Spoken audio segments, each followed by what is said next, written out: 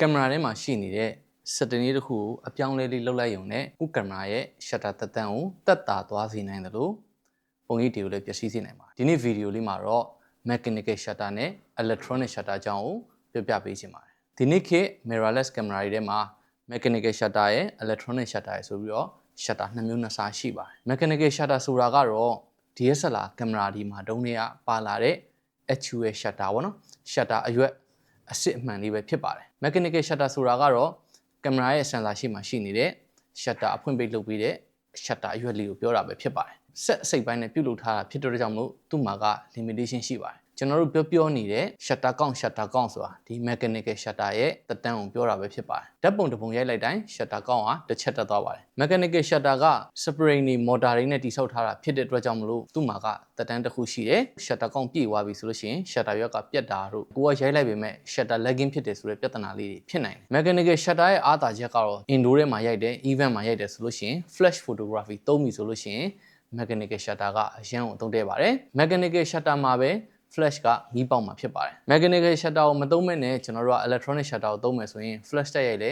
flash ကမီးပေါက်မှာမဟုတ်ပါဘူးမှန်ကန်တဲ့ setting တစ်ခုကိုရွေးချယ်ပြီးသုံးတတ်မှသာလျှင်မီးကအလုပ်လုပ်မယ် exposure ကလည်းမှန်မှာပဲဖြစ်ပါတယ် mechanical shutter ရဲ့အားသာချက်က high speed ဆင့်ရိုက်တယ်ဆိုတဲ့အချိန်မျိုးကြလို့ရှိရင်အသုံးတည့်တဲ့လှုပ်ရှားမှုအမြန်တွေဖြစ်တဲ့ဘောလုံးကန်တာပြေးတာစပိန်စီးတာကားဒီလိုမျိုးမြင်နေတဲ့အကြောင်းအရာတွေ subject တွေကိုရိုက်ပြီဆိုလို့ရှိရင်တော့ mechanical shutter ကိုမဖြစ်မနေသုံးရမှာပဲဖြစ်တယ်ဓာတ်ပုံတစ်ပုံရိုက်လိုက်တိုင်း mechanical shutter မှာ shutter count အနေနဲ့တစ်ချက်တက်သွားတာဖြစ်တဲ့အတွက်ကြောင့်မလို့ sport photography လို့မျိုးလှုပ်ရှားမှုအမြန်တွေကို motor drive နဲ့ရိုက်ပြီဆိုရင်ကျွန်တော်တို့ရဲ့ shutter တွေကပျက်စီးမှာပဲဖြစ်ပါတယ်ကင်မရာတစ်လုံးနဲ့တစ်လုံးမှာ multi-view ကတော့အမြန်ဆုံးရိုက်လို့ရတဲ့ shutter speed တွေကလည်းတူမှာမဟုတ်ဘူး semi pro level အဆင့်ဆိုလို့ရှိရင် shutter speed က4000လောက်ထိပဲရမယ် pro level ဆိုလို့ရှိရင်8000ထိရိုက်လို့ရတာမျိုးလေးတွေဖြစ်နေelectronic shutter ဆိုတာကတော့မှန်ဘလူးတွေကနေဖြတ်ပြီးတော့ sensor ပေါ်ကိုကြာရောက်လာတဲ့ပုံရိပ်တွေကို screenshot ရိုက်လိုက်တဲ့သဘောပါပဲ timeless ရိုက်ပြီဆိုရင်တော့ electronic shutter ကအရင်သုံးတည့်ပါတယ်ကိုက30 frame per second ရိုက်ပြီဆိုလို့ရှိရင်တစ်စက္ကန့်ရဖို့အတွက်ကိုဓာတ်ပုံပေါင်း30ရိုက်ရမှာပဲဖြစ်တယ်ဒီလိုအနေအထားမျိုးမှာ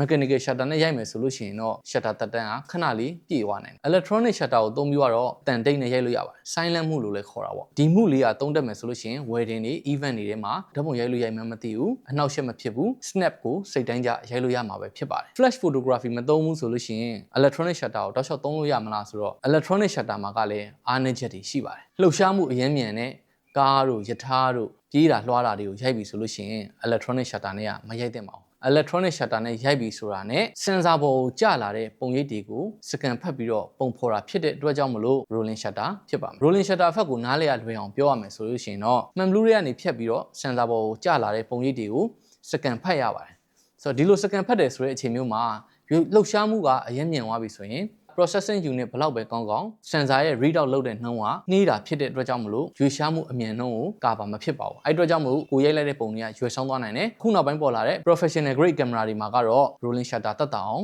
လုပ်ပေးထားတဲ့စနစ်တွေပါလာပါတယ် processing unit ကလည်းအရင်မြန်သွားတာဖြစ်တဲ့အတွက်ကြောင့်မလို့ electronic shutter ကိုသုံးပြီးတော့အမြန်ရွေ့ရှားနေတဲ့လူတွေအကြောင်းအရာတွေကိုရိုက်မယ်ဆိုလို့ရှိရင်တော့မှrolling shutter ကိုတက်တာစီမှာပဲဖြစ်ပါတယ်နောက်တစ်ချက်ကတော့ LED banding အလွယ်တကူပြောရမယ်ဆိုရင် flicker လို့လည်းပြောလို့ရပါတယ် LED တို့မီးချောင်းတို့က electronic banding ဖြစ်ပါတယ်တန်မှန်မျက်စိနဲ့ကြည့်လိုက်လို့ရှိရင်တော့မီးကလင်းနေရလို့ပဲထင်ရတယ်တကယ်တမ်းမှာကတော့ကျွန်တော်တို့မီးကလင်းနေတာကတောက်လျှောက်မဟုတ်ပါဘူးသူ့ရဲ့ပောက်ကွဲမှုကအကြိမ်ဖန်များစွာတောက်လျှောက်ဆင်ဆက်မပြတ်ဖြစ်နေတာဖြစ်တဲ့အတွက်ကြောင့်မလို့တန်မှန်လူမျက်လုံးနဲ့ကြည့်လိုက်ပြီဆိုလို့ရှိရင်တော့မီးလုံးကြီးကလင်းနေရလို့ခံစားရတယ်ဗီဒီယိုရိုက်တဲ့လူတွေဆိုလို့ရှိရင်တော့ဒါအများဆုံးသိပါတယ်လိုင်းစင်းကြီးဖြစ်တယ်ဓာတ်ပုံရိုက်ပြီဆိုလို့ရှိရင်တော့ LED banding လို့ခေါ်တာပေါ့မီးချောင်းကနေပြီးတော့ထုတ်လုပ်လိုက်တဲ့အလင်းတွေအကုန်လုံးကမငြိမ်သက်တာဖြစ်တဲ့အတွက်ကြောင့်မလို့ LED band ဖြစ်တာပါပုံမှာကဒီလိုမျိုးလိုင်းစင်အကွက်ကြီးတွေနဲ့ဖြစ်သွားတာဖြစ်တဲ့အတွက်ကြောင့်မလို့ကျွန်တော်တို့ကပုံရိပ်ကိုပျက်စီးစေမှာပဲဖြစ်ပါတယ် LED မီးတို့အိမ်သုံးမီးချောင်းတွေကိုသုံးမယ်ဆိုလို့ရှိရင်တော့ဒီလိုပြဿနာလေးတွေကဖြစ်နိုင်တယ် professional grade ထုတ်ထားတဲ့ပါချာမီးလိုမျိုး lighting တွေကိုသုံးပြီးရိုက်မယ်ဆိုရင်တော့ LED banding ကနည်းနည်းလေးတက်တာသွားနိုင်ပါတယ် electronic shutter ကိုတေချာလေးသုံးတတ်မယ်ဆိုရင်တော့ကိုယ့်ကင်မရာရဲ့ shutter သက်တမ်းကိုတက်တာစီမှာပဲဖြစ်ပါတယ် electronic shutter နဲ့ပတ်သက်ပြီးတော့ပဲဖြစ်ဖြစ် mechanical shutter နဲ့ပတ်သက်ပြီးတော့ပဲဖြစ်ဖြစ်သိချင်တာရှိရင်ကျွန်တော် comment မှာမေးခဲ့လို့ရတယ်နောက်ထပ်ဗီဒီယိုတွေမှာတွေ့မယ်နော်